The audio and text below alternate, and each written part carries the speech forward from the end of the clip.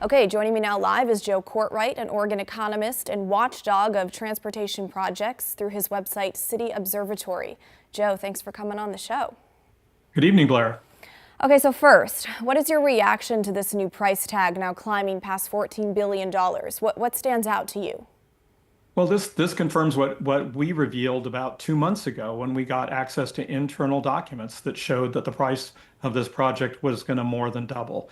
And actually, the midpoint of their estimates is even higher than we saw in January. Okay, so leaders say they'll build this in phases, starting with about $7.5 billion for the bridge itself and the light rail. But you've said this could mean, quote, $15 billion and 20 years of construction hell. What are you seeing in this plan that raises red flags? Well, what they've focused on is building what they call phase one, but you can't really build phase one without committing to build phase two. You can't just have half a baby here. Once you start building this project, you'll have to finish it. And in fact, that's not a bug from their standpoint. It's a feature because this is an old-time strategy among highway builders to get just a little bit of money to get a project started. And then once it's started, they'll come back and ask for more and more and more.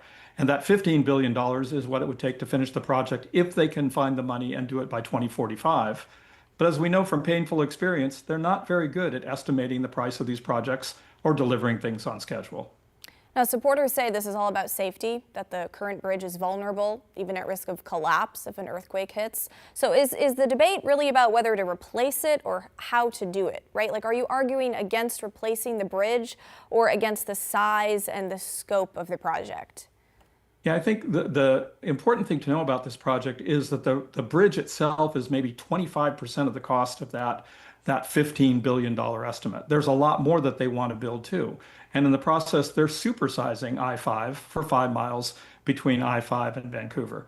This project could be done far more cheaply if we restricted ourselves to actually just replacing the bridge.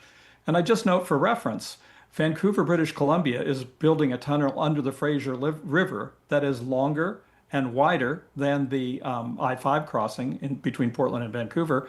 And they're doing it for about $3 billion, a tiny fraction of the cost that this project has proposed. So yes, we could do it far more cheaply.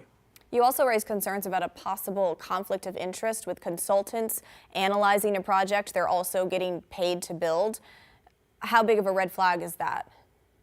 I think this is a huge red flag to us. Virtually all of the work that's being done on the IBR project is not being done by ODOT and WashDOT employees, state employees.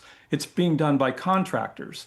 And the contractors have a very obvious vested interest in having this project be as expensive as possible and take as long as possible. In fact, $1.2 billion of the estimated $15 billion price tag is money for staff and consultants over the next 20 years, on top of the $270 million we've already spent on consultants in the past 5 years. Okay, so you mentioned there the hundreds of millions of dollars already spent on consultants without any construction. What does that say about how this project is being managed? I think it shows that it's very problematic how it's being managed. And in fact, this is not uncommon. We know with the Abernathy Bridge project in Oregon City that it has tripled in price since it was started. We know the Rose Quarter project has quadrupled in price and it's just barely started. So we have really serious issues managing costs and managing construction projects. So what should taxpayers be watching for right now?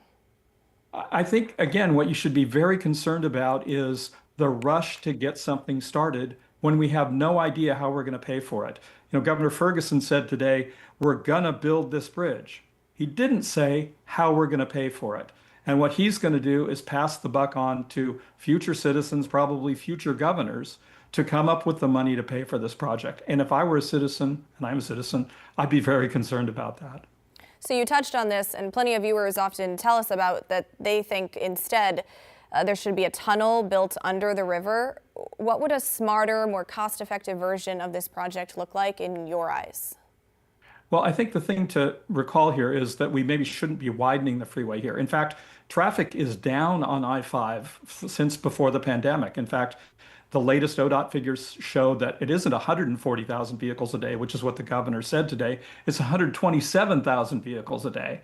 And it'll be even less if we toll it. So we don't really need to widen the freeway and rebuild all the interchanges. We can just narrow the scope of this project to a crossing, whether it's just a bridge or a tunnel. Either one could be cheaper than this bloated project. Okay, Joe Cortright, thank you for your time tonight. My pleasure. Okay, now we want to hear from you. What do you think about the new cost estimate for the I-5 bridge? What are your thoughts on tolls starting in the next couple of years? Let us know. Email the story at kgw.com or call and leave us a voicemail, 503-226-5090.